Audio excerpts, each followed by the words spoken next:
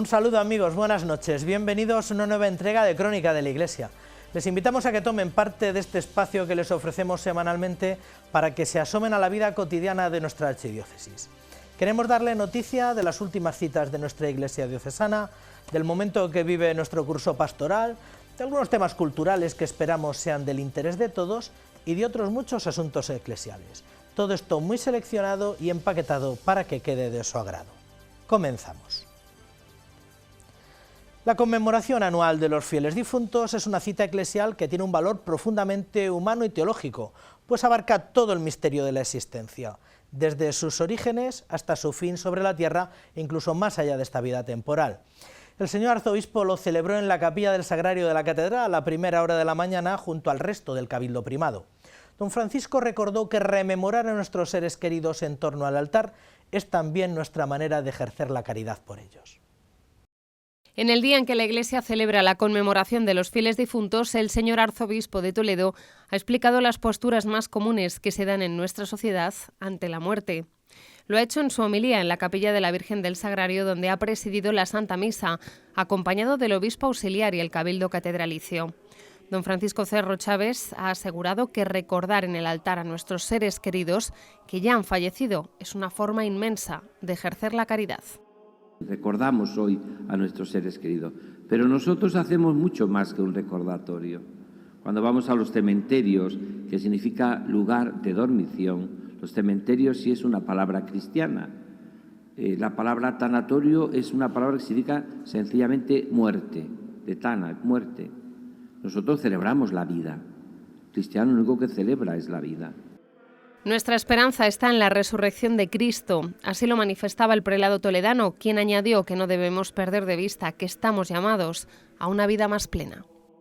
Tenemos que pensar más en la vida eterna. No para que vivamos esta vida de una manera al margen o nos desentendamos de los problemas de nuestro mundo. Ya también lo explicó preciosamente el Concilio Vaticano II, que eso es una mala espiritualidad, una mala vida cristiana. Precisamente porque me preparo para la muerte, vivo a tope la vida. Finalmente, el señor arzobispo de Toledo ha recordado que la Iglesia es la única institución que sigue recordando continuamente a nuestros difuntos.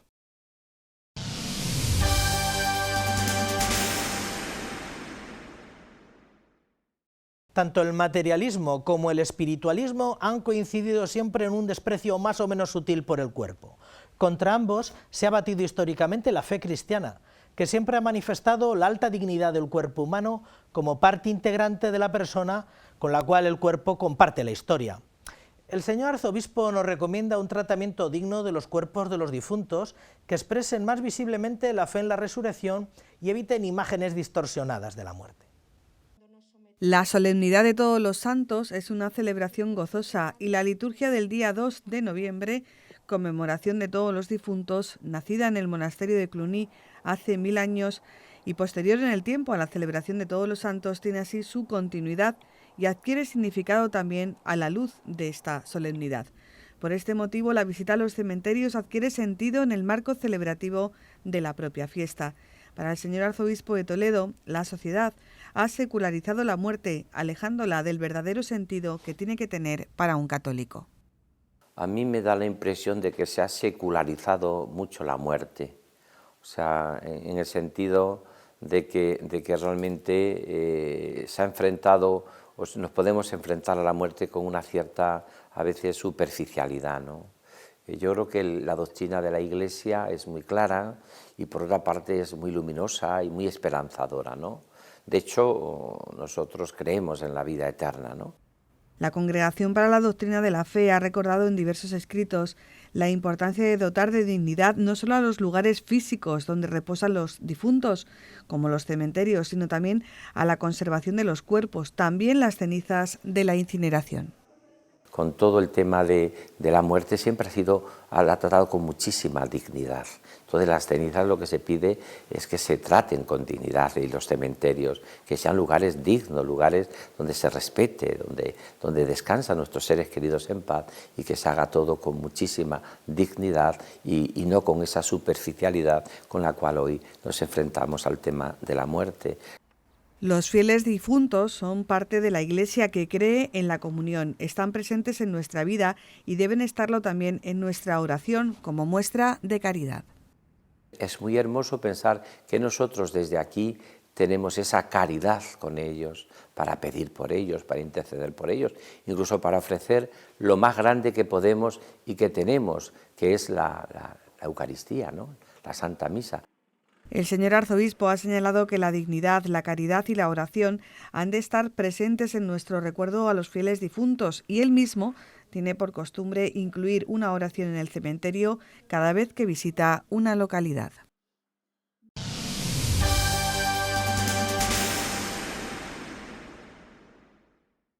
La iglesia parroquial de la Villa de Yepes, uno de los mejores ejemplares de la arquitectura religiosa que se conserva aquí en la Archidiócesis de Toledo, sufre un deterioro muy notable en las cubiertas. Los daños provocados por el temporal Filomena han dado la puntilla al sistema constructivo de los tejados del templo, que se hallan al borde del colapso. Para la comunidad parroquial urge recaudar el dinero necesario para poder realizar los trabajos de restauración y poder de este modo conservar la obra más valiosa que posee este pueblo toledano. Esta es su mejor cara, pero lo cierto es que temporales como Filomena afectan gravemente a los inmuebles y edificios más antiguos. Es lo que ha sucedido en este templo parroquial del siglo XVI, en el que durante unas tareas de mantenimiento de los tejados observaron que algo no iba bien. Observando con algunas personas, vimos que había estructura de maderas ya rota. Después de Filomena, de la nevada, se ha producido un colapso de bastantes vigas y eso estamos hablando, lógicamente, de hace más de un año. Durante este tiempo, bueno, hemos seguido en observación y algunas intervenciones que ha habido que hacer, lógicamente, para estabilizar. Se trata de un edificio que ha tenido distintas intervenciones y reparaciones por los daños que ha sufrido su techumbre con el paso del tiempo. Pero ahora el problema es distinto y afecta a la estructura. Por desgracia, en estos momentos estamos en ese proceso. O sea, la estructura ya ha colapsado. Ya nos ha dicho que está mal, que el derrumbe, si no se hace algo, se va a producir. ¿Cuándo se puede producir ese derrumbe? Eso es impredecible. Puede ser semanas, meses, pero desde luego si no se comete unas obras de rehabilitación, el derrumbe se va a producir, afectando no solo lo que es a la estructura de la cubierta, sino a la estructura del propio templo. Un problema estructural en el que al fallar uno de los elementos de las cargas, esto afecta directamente a los colindantes, haciendo que pierda su estabilidad. Tras varios estudios, los técnicos lo tienen claro. Es urgentísimo acometer sobre ella. Tenemos que tener en cuenta también que vamos también de cara al invierno. No sabemos las lluvias, la nieve. Ahora mismo se ha apuntalado, pero la zona que es la zona más dañada, que son los dos vanos que están próximos a la cabecera. Pero claro, eso es una cosa simplemente muy puntual, una reparación muy provisional. En torno a las fiestas en honor al Santísimo Cristo de la Veracruz se presentó el proyecto de rehabilitación de las cubiertas de este templo parroquial, cuyo coste asciende a los 655.000 euros, a los que habría que añadir el 21% del IVA. Una cantidad importante que requiere de la colaboración de ciudadanos e instituciones. Por ello, desde la parroquia se ha creado una página web donde está toda la información acerca de las actuaciones y el proceso de restauración, y donde se recoge también una campaña de micromecenazgo donde cualquier persona que lo desee puede colaborar con sus donativos.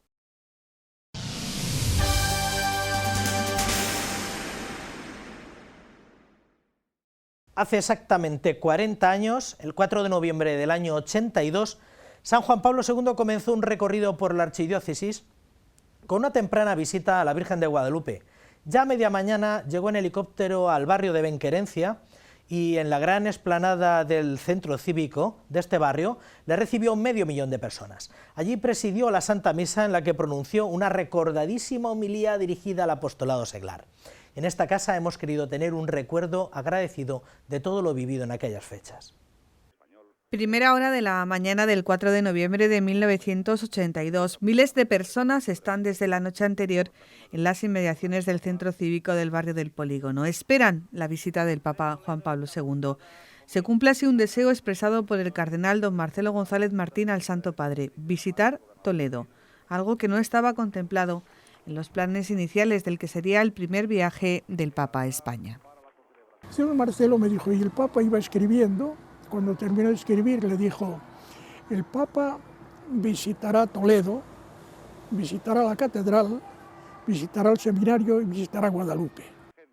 Toda la ciudad se movilizó para recibir al Papa, una coordinación perfecta entre las diferentes administraciones y el arzobispado que hizo que todo saliera a la perfección, pese a inconvenientes que cada día había que solventar.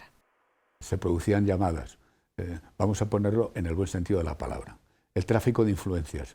A ver si había un sitio para determinadas personas en un lugar desde el que pudieran presenciarlo con mejor punto de vista que no tenerlo que ver entre toda la multitud que había.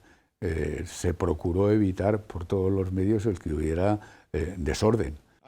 La jornada comenzaba en Guadalupe. De allí se trasladó hasta el barrio del Polígono en helicóptero. Un barrio en construcción recibía la visita del Papa. Fue grandioso para la familia, para el barrio. Pues bueno, ¿cómo se vivió aquello? Mira, me emociono. 500.000 de personas se congregaron en este punto, también los medios de comunicación locales. Maite Alcalde se bajó a la cabina con una bolsa llena de pesetas y de duros para ir echándolas por la cabina, porque si no se quedaba sin poder tener conexión con nosotros. 2 alumnos del último curso del seminario hicieron las funciones de acólitos. Fue un año hermoso porque un mes antes habíamos tenido la visita de la Madre Teresa de Calcuta en el seminario. Fue un año donde tuvimos la visita de 2 grandes santos, Santa Teresa de Calcuta y San Juan Pablo II. Entre los centenares de sacerdotes, un recién ordenado presbítero. Estuve presente sobre todo en el Polígono, el barrio del Polígono, que todavía cuando voy muchas veces a las parroquias de este lugar, pues recuerdo donde se conmemora esta visita realmente histórica del Papa. Tras la celebración, el Papa visitó la catedral y el seminario, donde las cosas no salieron como estaban preparadas. Nos quedamos bloqueados en el Polígono. A la salida había tantísima gente que no pudimos llegar a tiempo. Menos mal que estaban los del seminario menor y fueron los que le recibieron y le cantaron. 40 años después de aquel 4 de noviembre de 1982, resuenan aún las palabras del Papa Juan Pablo II pronunciadas en Toledo.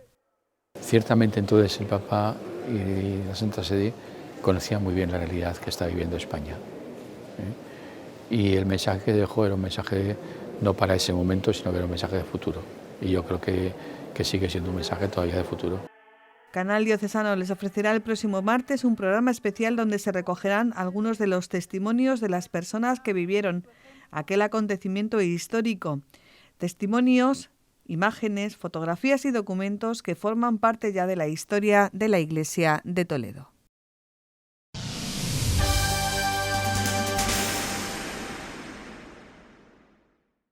Ya saben ustedes de sobra que no son solamente recursos materiales lo que ponemos al servicio del Evangelio. Cualquier institución que trabaja al servicio del reino de Dios pues pone recursos materiales, recursos humanos y todo lo que está al alcance de su mano. Y saben de sobra también que una iglesia diocesana no es solamente los recursos que tiene disponibles, sino que hay mucho más allá. Pero sin duda el Día de la Iglesia Diocesana es una ocasión para hablar de esto en concreto. Al final uno tiene que buscar ocasiones donde poner en valor o poner sobre el tapete cómo van las cosas. Por eso, para hablar del Día de la Iglesia Diocesana en general y para hablar de los recursos de los que disponemos para trabajar al servicio del reino de Dios y su justicia, tenemos el lujo de contar esta noche con el ecónomo diocesano de la Archidiócesis de Toledo, que es don Anastasio Gómez Hidalgo. Don Anastasio, buenas noches. Buenas noches. Muchísimas gracias por haberse hecho un hueco para venir aquí.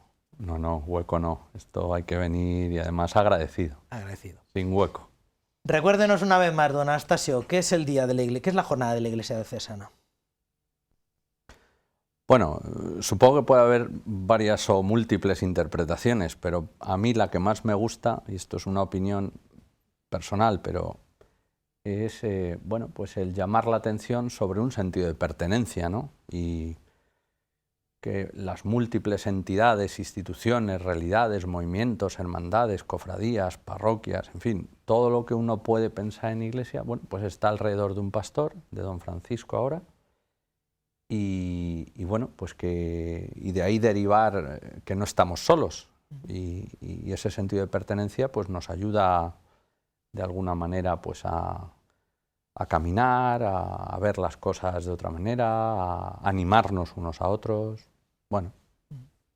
¿Desde cuándo se viene celebrando esta jornada? Porque los que ya tenemos varias décadas de servicio eclesial, recordamos que antes no es. ¿Desde cuándo se viene celebrando el Día de la Iglesia Diocesana? Bueno, yo, memoria personal, ya más de 15 años, eso seguro, de haberla preparado, de haberla, bueno, pues haber alentado pues, este día con datos, con cifras. Ahora, desde que esto se instituye, vamos a decir, como Día de la Iglesia Diocesana, no sabría decir, pero prometo preguntarlo o averiguarlo. ¿Y por qué, si lo sabe, por qué se institucionaliza esta jornada? ¿Por poner una colecta imperada más? ¿Por poner un estadillo con balances? ¿Cuál fue un poco el motivo? Si tiene algún conocimiento. Voy a decir que el origen lo desconozco. Lo que sí conozco son los frutos. Entonces, independientemente del origen, creo que es una buena idea que alguien tuvo o que algunos tuvieron y que, bueno, como he dicho, nos sitúa muy bien alrededor de, bueno, pues de la Iglesia particular, que al servicio de la Iglesia universal, pues, bueno, pues en ese territorio es la Iglesia, ¿no? Y hace acciones y en definitiva, pues evangeliza.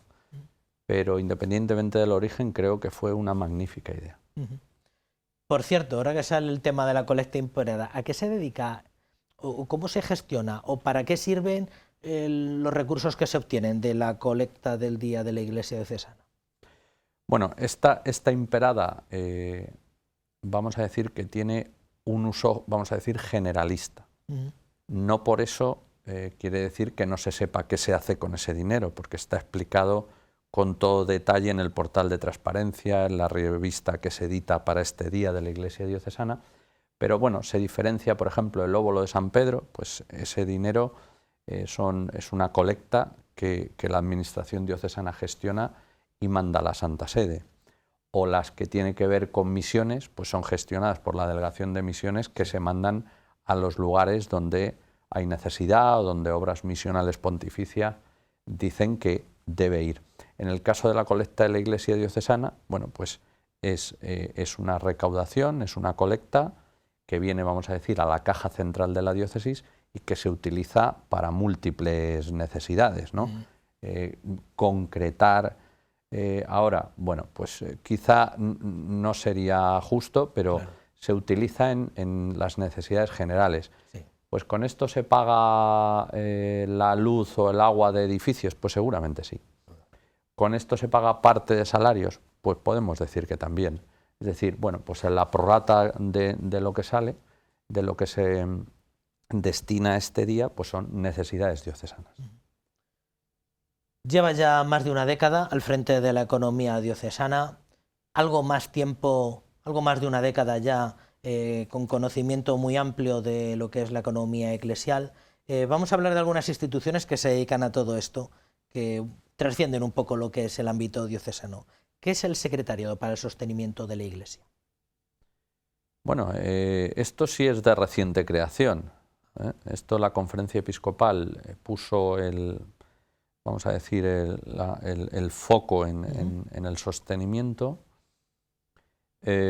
Bueno, es buscar al final vías de financiación a través de este secretariado. Ahora Comisión de Sostenimiento en nuestra diócesis, recientemente, una comisión que preside el arzobispo y en su momento nuestro obispo auxiliar vicario general por delegación, y bueno, donde estamos una serie de personas que nos dedicamos pues a informar más correctamente, a generar más información de lo que se hace con los recursos, buscar nuevas vías de financiación, algunas, bastante en ciernes, pero que entendemos que poco a poco serán realidad, y todo, unidos a la Iglesia de España a través de la Conferencia Episcopal, en este departamento que, su misión es informar muy bien de lo que se hace, ¿no? Con las campañas que conocemos, gracias por tanto, y ahora un subtítulo que hemos querido hacer para la revista Padre Nuestro de nuestra diócesis,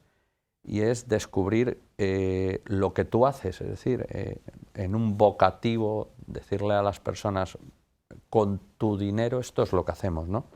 Entonces, eso se configura así, el sostenimiento, una buena información, por un lado, divulgación de la actividad de la Iglesia en general, y otro objetivo no menos importante, de ir buscando fórmulas que nos generen recursos para sostener lo que se hace.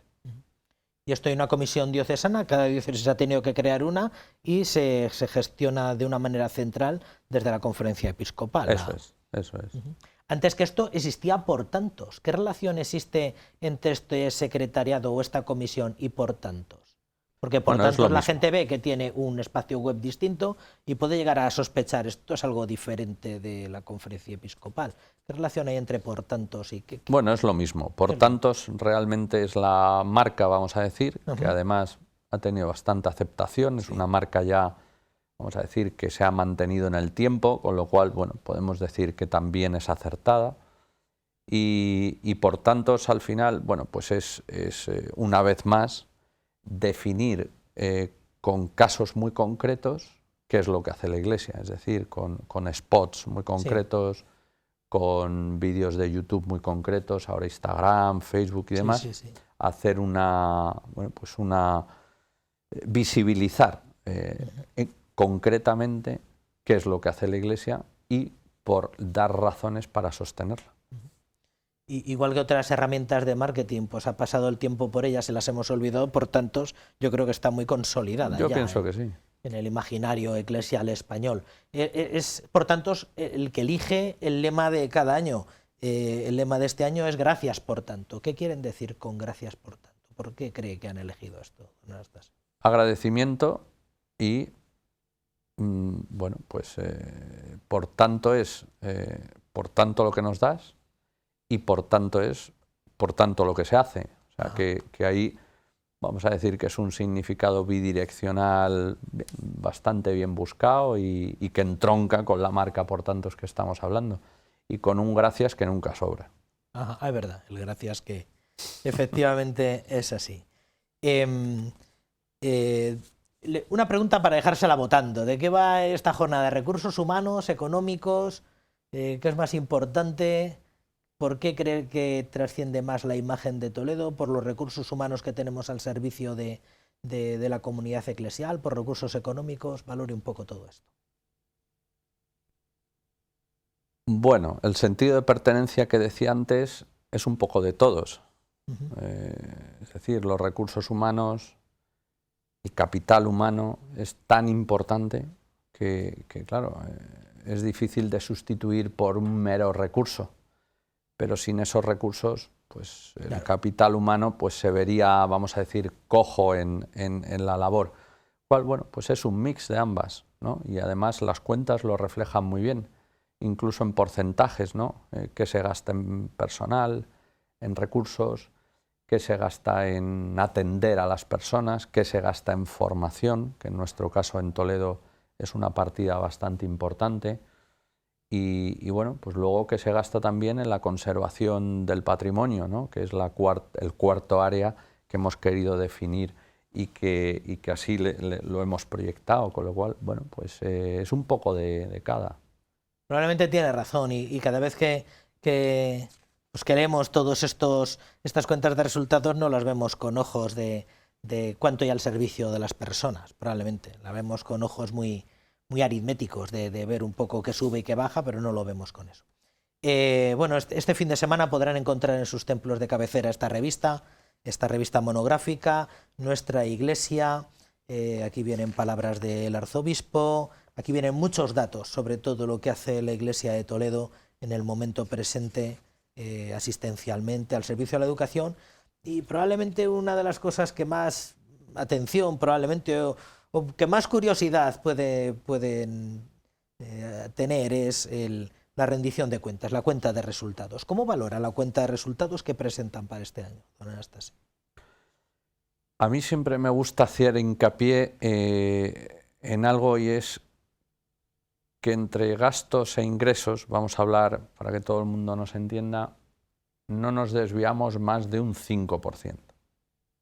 Es decir, que sabiendo que estas instituciones, en general hablo de las cuentas que se presentan, bueno, este año no llegamos ni siquiera al 3%, con lo cual entre toda la diócesis, es decir, arzobispado, parroquias, catedral, seminario y también Cáritas, que es algo que definimos de una forma muy importante, ¿no? Porque los números de Cáritas son muy significativos, hablan por sí solo de la gran, vamos a decir, atención y el gran gasto en recursos para los más necesitados que hace.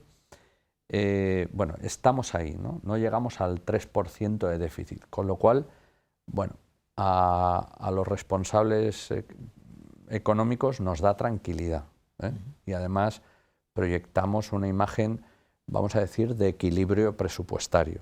Por supuesto nos gustaría que menos, pero bueno, pues es así. Luego ya, si buscamos entidad por entidad, bueno, pues nos encontraríamos con otros números, pero en el conjunto creo que es una noticia razonablemente buena, pero dando ese número es que es un déficit que no llega al 3%. Decía antes que lleva más de una década al frente de la economía diocesana. Se incorporó en torno al 2011, aunque ya anteriormente sí que tuvo bastante conocimiento de cómo se lleva a cabo la gestión diocesana. Le ha tocado vivir muchas cosas a lo largo de esta década larga, pues ha habido momentos para todo. En esta especie de balance histórico que usted puede hacernos de la última década, ¿en qué momento estamos? ¿En qué momento está la diócesis actualmente? Después de la pandemia, ¿cómo puede valorar esta última década de gestión de recursos? A ver, en una experiencia, creo que lo he dicho en alguna otra entrevista de la Iglesia diocesana, pero, a ver, el arzobispado, las parroquias, no son entes fuera de la sociedad que viven. Esto es muy importante porque parece, cuando uno habla de la economía del arzobispado o de la catedral y demás, parece que son entes que no les afectan las cuestiones... Como si fuera una burbuja. Claro, pues no lo somos. Esto, bueno, pues hay que tenerlo en cuenta, ¿no? Entonces, sobre esa base, decir que nuestra economía normalmente cabalga, permíteme la expresión, como el resto, vamos a decir, de entidades o de empresas que se mueven en este territorio, ¿no? Que es la provincia de Toledo, y siempre me gusta recordar parte de la provincia de Cáceres y parte de la provincia de Badajoz. Entonces, bueno, pues ahí nos movemos en una economía que se está recuperando de la pandemia, aún hoy, que hemos sufrido, al igual que las empresas que se dedican al turismo en la ciudad de Toledo, el impacto tan terrible que ha tenido en los números de la diócesis, la carencia de ese turismo que ahora vemos que se recupera paulatinamente. Y luego también, bueno, pues ahora afectándonos como a toda la sociedad el fenómeno de la inflación, que sin meternos en, bueno, vamos a decir, en muchas complicaciones, podemos decir que un contrato de mantenimiento, si está referenciado al IPC, pues nosotros también tenemos esas referencias, y esos son los costes que suben el tener un ascensor bien mantenido, el tener edificios a punto con la limpieza necesaria, etcétera, etcétera, etcétera. Es decir, bueno, pues nuestras entidades van a la par que van las sociedades mercantiles o sin ánimo de lucro que pueda haber en nuestra sociedad. Es decir, nuestra economía tiene esos parámetros, no tiene otros. Es decir, tiene los parámetros de una ciudad muy afectada por el turismo, los parámetros de una región como Castilla-La Mancha, que es eminentemente rural, nuestro país España y dentro de la Unión Europea, vamos a decir. Entonces, ahí se mueve nuestra economía. Y uno puede pensar, pero hombre, el Arzobispado de Toledo, ¿qué le afecta a la Unión Europea? Bueno, pues los tipos de interés, según los que sean en los préstamos, nos afecta muchísimo. Ay, amigo. Claro. Entonces, si los préstamos suben, el Euribor sube, los diferenciales suben, pues nuestras parroquias se ven pues muy afectadas. Muy afectadas. Antes de entrar en algún capítulo en particular y después de invitar a la gente que observen esta especie de rendición de cuentas grosso modo o incluso que accedan a Architoledo en la pestaña portal de transparencia y ahí encuentran más información, incluso un cuadro comparativo de lo que fue el ejercicio del 20 con el del 21, que me parece que todo lo tienen ahí todo a disposición del que quiera, para que haga los números que crea que tiene que hacer. ¿Quién hace la clasificación, la manera de clasificar ingresos y gastos? ¿A quién se debe estos capítulos? ¿Que vienen dados o es una manera un poco toledana de poner las cuentas a la vista? Es un modelo que nos da la Conferencia Episcopal, de tal forma que las 69 más una diócesis, que es la castrense, presentamos las cuentas en este formato, para que también se pueda de alguna forma homologar lo que son unas diócesis y otras. Si bien es cierto que la nomenclatura pues se llaman empleos y recursos. No se llaman ingresos y gastos, es decir, es una nomenclatura que, como he dicho antes, tiene que ver con lo que son la dinámica general de entidades o empresas que tiene la sociedad en general, pero adaptadas a nuestra realidad, porque claro, las entidades eclesiásticas no presentan como tal una cuenta de resultados, aunque luego, bueno, pues el impuesto de sociedades sí que se hace así. Pero bueno, yo creo que es una forma que subsiste en el tiempo, que muestra los grandes capítulos con un desglose que a alguien le puede parecer que quiero más. Bueno, pues también lo decimos, porque luego se publica el Fondo Común de Diocesano con todas las cifras entidad por entidad, lo cual yo creo que es una información bastante completa. Sí, sin duda alguna. Yo recientemente preparando esto accedí al portal de transparencia y me di cuenta hasta qué punto está ahí todo para el que le guste la contabilidad, que emplee un tiempo. Vamos a hablar de recursos, de lo que vienen siendo ingresos, que llaman recursos. Se comprueba que han aumentado las aportaciones de los fieles con respecto al año 20, al año pasado, y ha aumentado también la asignación tributaria por tercer año consecutivo. ¿Va bien el asunto entonces? Bueno, a ver, cuando aumenta la aportación de los fieles, en el caso del año 2021, que son las cuentas que presentamos, también tiene que ver con un fenómeno que ha ocurrido, que en los ingresos es positivo, pero que tienen en origen una desgracia, que es el fallecimiento de algunas personas que han tenido a bien dejar sus bienes al arzobispado o a entidades como parroquias, ¿no? Para ayudarles. Bien. Y en el caso de la asignación tributaria es una subida que se ha producido en el reparto lineal de todas las diócesis, porque sustancialmente los criterios de origen no han cambiado. Con lo cual hemos subido en un porcentaje bastante ínfimo, porque luego, según esos criterios, pues hay años donde a la diócesis de Toledo nos toca subir más, otros años donde nos toca subir menos, y así ocurre con todas las diócesis, ¿no? Pero nosotros, bueno, mostramos una tendencia bastante, vamos a decir, homogénea, y con unas subidas que se deben básicamente a la subida que tiene cualquier diócesis en España. Sin embargo, en el apartado de recursos, ingresos, detectan que los ingresos de otras instituciones diocesanas disminuyen por tercer año consecutivo. ¿Qué es ese capítulo de ingresos de otras instituciones diocesanas? Esos ingresos son lo que aportan parroquias al fondo común y aquellas entidades, por ejemplo la catedral, que tiene turismo. Entonces, claro, en el año 21, que son las cuentas que presentamos, ahí está.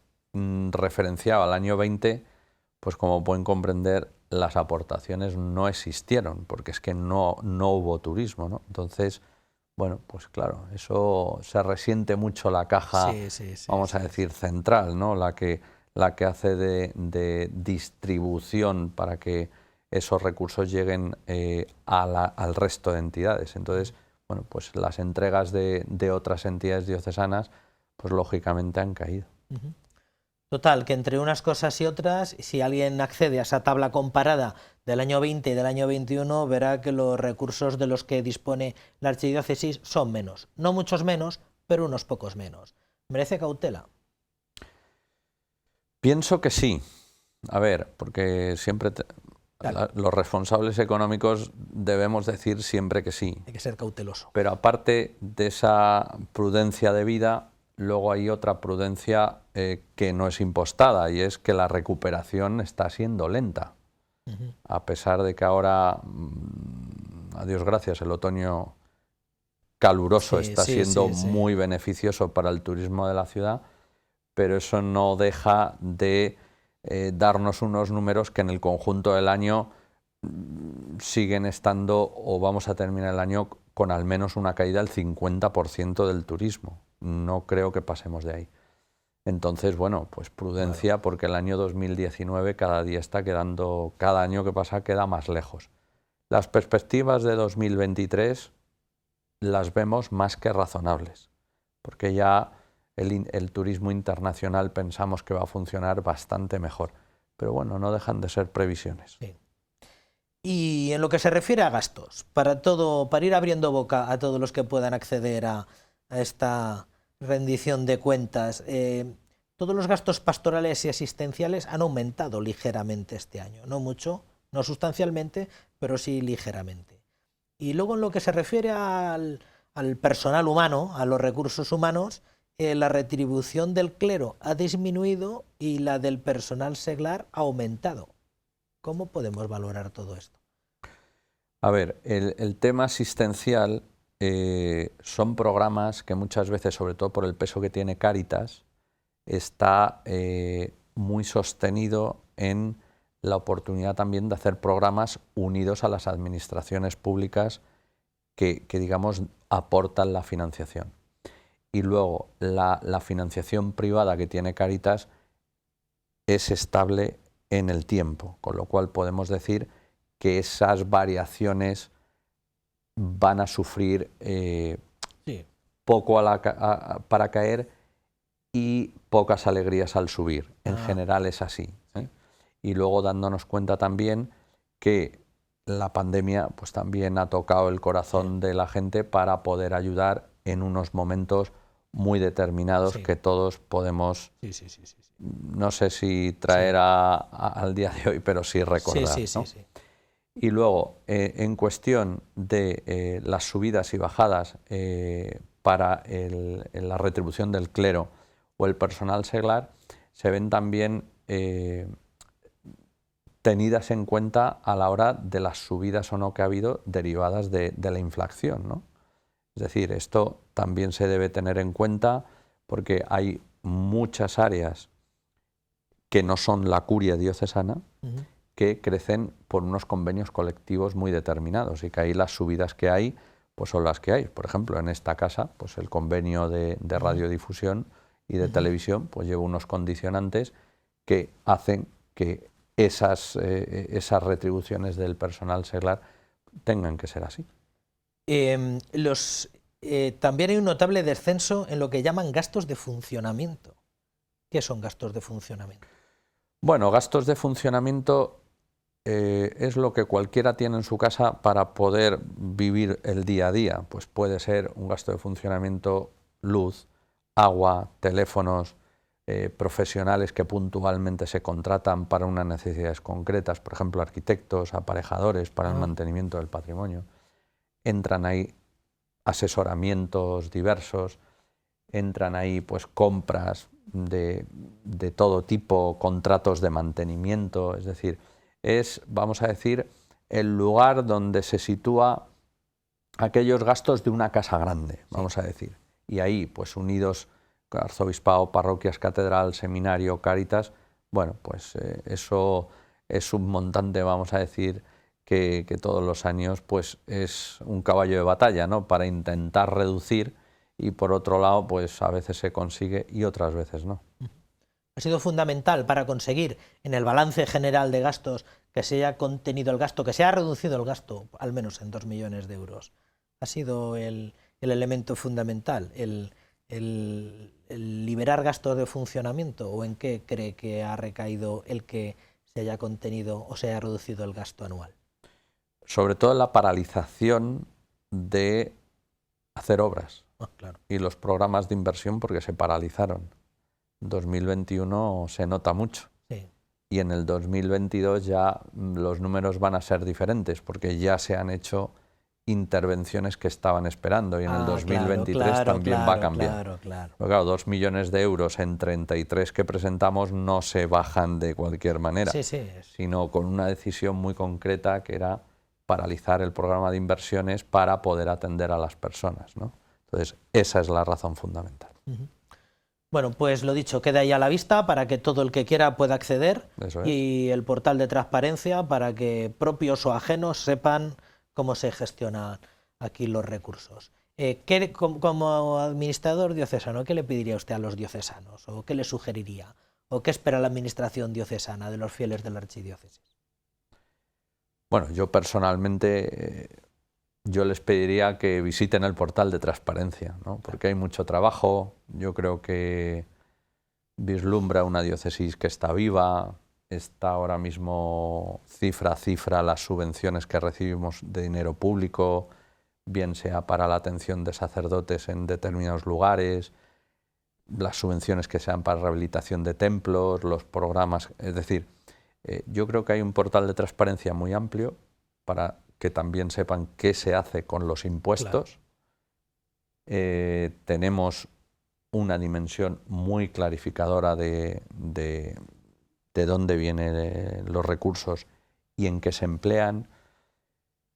Bueno, pues tenemos modelos o programas para que se vean cómo se hacen las contrataciones. Es decir, bueno, yo creo que es interesante, ¿no? Y desde el punto de vista del trabajo que se ha realizado, de la necesidad, o vamos a decir, el empeño que hemos puesto para que esté actualizado, para que, por ejemplo, para que se vean los presupuestos que se están ejecutando en 2022, cuando se aprueben los del 23 estarán disponibles. Bueno, pues que esa dinámica de trabajo, bueno, pues que lo visiten, y que yo creo que eso animará por lo menos a pensar bien del trabajo que se hace, y luego pues ojalá anime para que la gente diga, bueno, pues si se gasta bien, ¿por qué no colaborar y por qué no ayudar a mi parroquia o a la realidad que cada uno quiera, ¿no?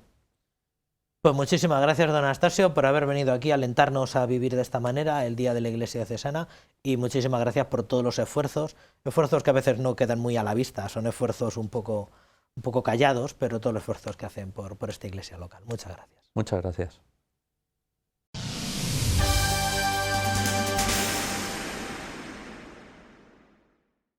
La Catedral de Toledo cuenta desde hace unos meses con una pareja de halcones peregrinos. Se trata de una especie declarada vulnerable aquí en Castilla-La Mancha, que había desaparecido de nuestro entorno urbano y que, como rapaces que son, se alimentan de aves de tamaño mediano, como las palomas, que se están convirtiendo de un tiempo a esta parte en la verdadera lacra para el patrimonio histórico de la ciudad. La incorporación de halcones evita tener que contratar periódicamente a especialistas en cetrería para mantener a raya la plaga de palomas. Los halcones son una pieza fundamental en la conservación de nuestro patrimonio, no solo medioambiental, sino que también nos ayudan a la conservación del patrimonio artístico, puesto que su alimento natural son las palomas. Desde 2016, la Consejería de Desarrollo Sostenible realiza un proyecto de suelta de pollos de halcón para incrementar su población y disminuir la superpoblación de palomas, y así regular el ecosistema. Este plan cuenta con la participación del Ayuntamiento de Toledo y el Arzobispado. El halcón peregrino autóctono es una especie declarada como vulnerable en el Catálogo Regional de Especies Amenazadas de Castilla-La Mancha, y el reforzamiento de las poblaciones naturales es de gran interés para la conservación de la biodiversidad en la provincia. Con este proyecto se ven beneficiadas varias instituciones.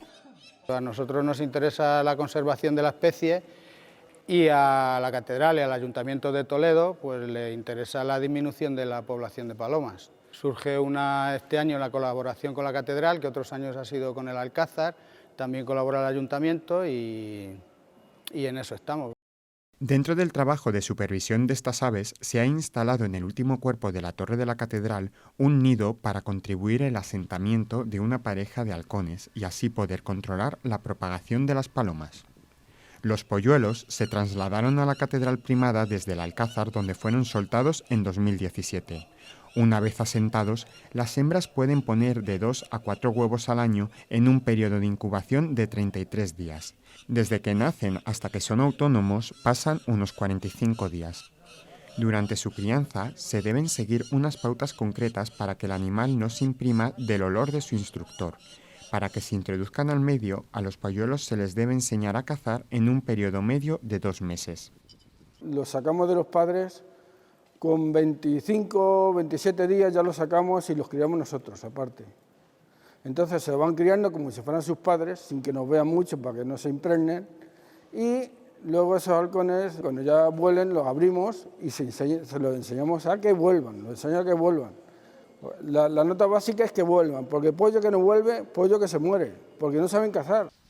Los halcones, además, tienen mucha querencia por el lugar donde se asientan, por lo que se espera que permanezcan en el monumento toledano por un gran periodo de tiempo y contribuyan a la conservación del patrimonio.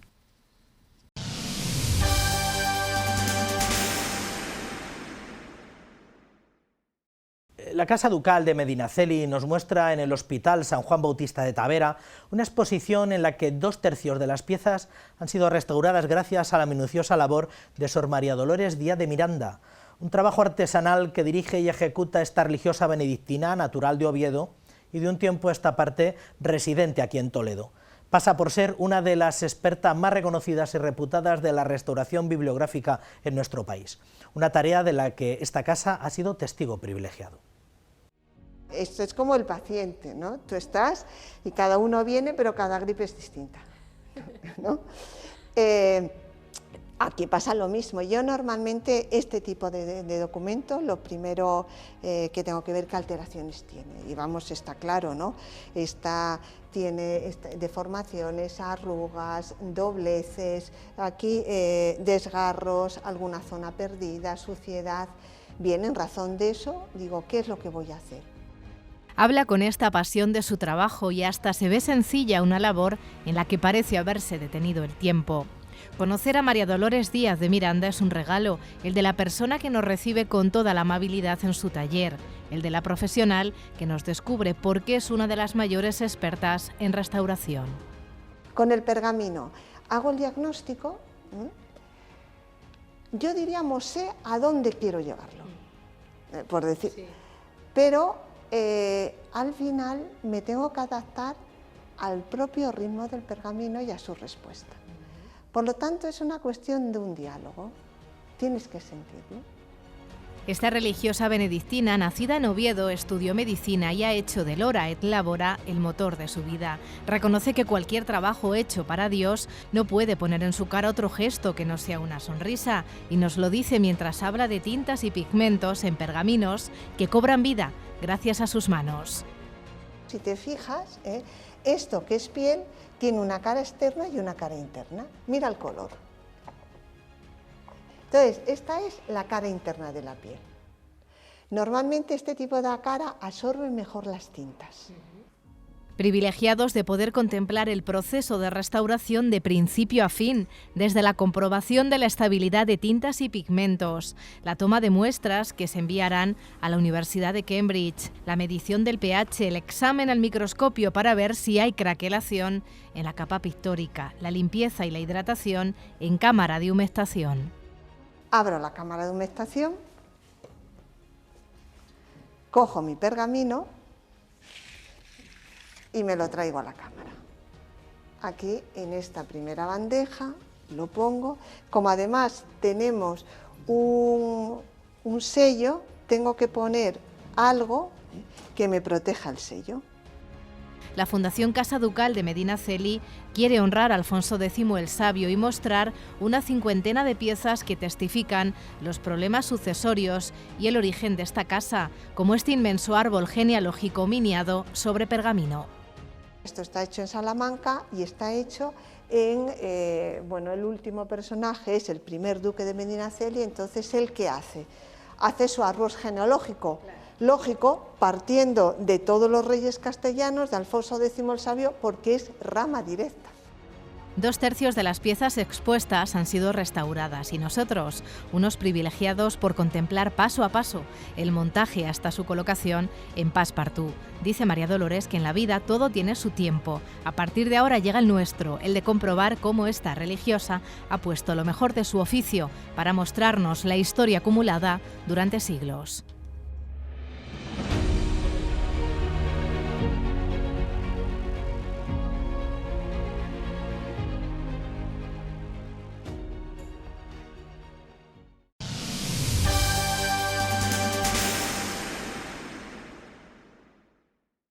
El Papa Francisco está llevando a cabo su 39º viaje apostólico a Bahrein. Es el primer pontífice en visitar Bahrein, además de la segunda ocasión en la que Francisco viaja al Golfo Pérsico tras la visita apostólica a los Emiratos Árabes Unidos del año 19.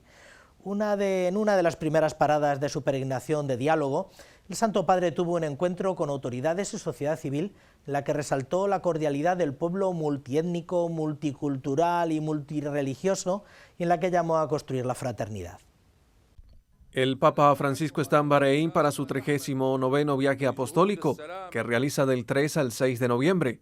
En una de las primeras paradas de su peregrinación de diálogo, el Santo Padre fue recibido en la ceremonia de bienvenida y se encontró con las autoridades, la sociedad civil y el cuerpo diplomático.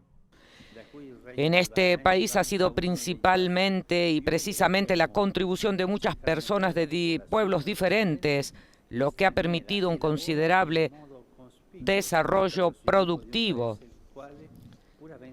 Esto ha sido posible gracias a la inmigración, de la que el Reino de Bahrein ostenta una de las tasas más elevadas del mundo. Cerca de la mitad de la población residente es extranjera y trabaja de modo notable por el desarrollo de un país en el que, aún habiendo dejado la propia tierra, se siente en casa. Una vez más, haciéndose eco del grito de la humanidad herida por la guerra y tantos conflictos activos en el mundo, el obispo de Roma alentó a no dejar evaporar la posibilidad del encuentro entre las civilizaciones, religiones y culturas, a no permitir que se sequen las raíces de lo humano. En efecto, el trabajo no solo es necesario para ganarse la vida, es un derecho indispensable para desarrollarse integralmente a sí mismo y para formar una sociedad a la medida del hombre. Desde este país, atractivo por las oportunidades laborales que ofrece, quisiera señalar la emergencia de la crisis laboral mundial. A menudo el trabajo valioso, como el pan, falta. Frecuentemente es pan envenenado porque esclaviza. En ambos casos, en el centro ya no está el hombre, que de ser el fin sagrado e inviolable del trabajo se reduce a un medio para producir dinero. Por último, Francisco insistió en que la declaración del Reino de Bahrein reconoce a este propósito que la fe religiosa es una bendición para toda la humanidad, el fundamento para la paz en el mundo.